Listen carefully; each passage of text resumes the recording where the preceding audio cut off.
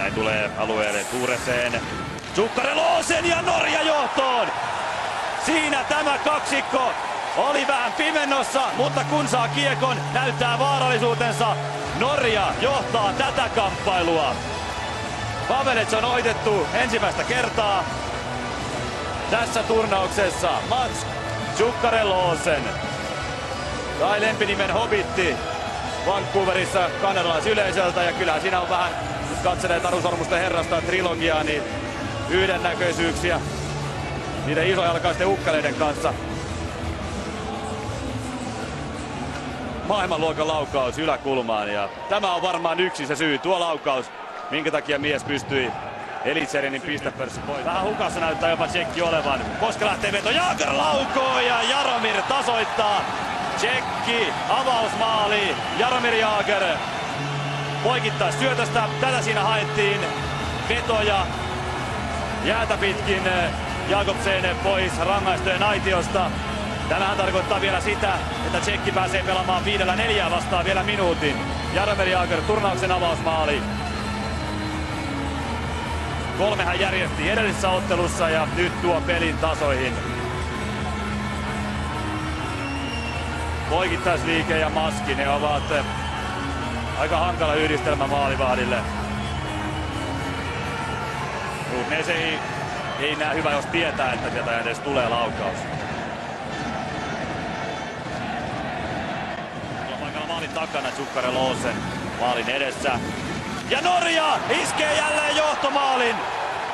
Lars Lökkenöstli, lirutus siniviivalta, yllättää Ondrej Pavelecin.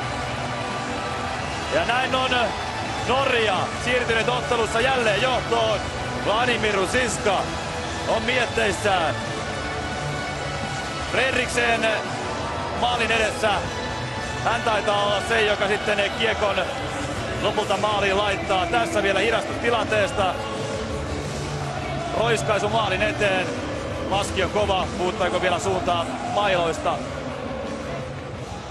Ihan kaksikin norjalaismailoista myös. Kaunismäki on suomalainen tulevaisuudessa, mutta nyt Norja johtaa 3-1, kun Andres Bastiansen pääsee yllättämään Tšekin maalivahdin Ondrej Pavelecin 3. kerran, ja tästä Norja riemuitsee 2 maalin johto.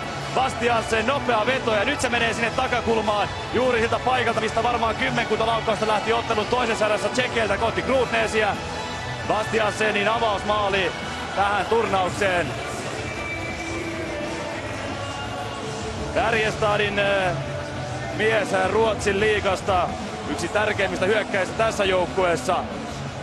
Takaperin luistelussa kiekko pysyy hyvin hallussa, ja siitä sitten kun Peskari on poikittaisliikkeessä, niin sinne tukijalan puolelle tällä kertaa Kilvelle laukaus. Tarkkaan vähän sivuunkin, mutta Ratsunek pitää kiekon alueella. Ratsunek, Jagr ja maali! Tšekki kaventaa 2-3 ylivoimalla. Jaromir Jagr, joukkueen tähti, nousemassa nyt tässä kamppailussa. Hivuttautuu kohti Norjaa ja Norjan maalilukemaa. 2-3 Tšekille ylivoimalla. Ja tuota kamppailua ja tuota maalia, sitä edelsi Norjan loistava tilanne. Mutta näin on Tšekki kaventanut 2-3 ja 7 minuuttia lähestulkoon vielä ottelun 3. erää jäljellä. Jagrille toinen maali tähän kamppailuun. Ja Norja on jälleen ainoastaan maalin takaa ja asemassa. Siinä hieno Raunekin ratkaisu siniviivalla, ottaa kiekko suoraan kädellä ilmasta ja siirto Jagrille. Röimark on auttamattomasti myöhässä.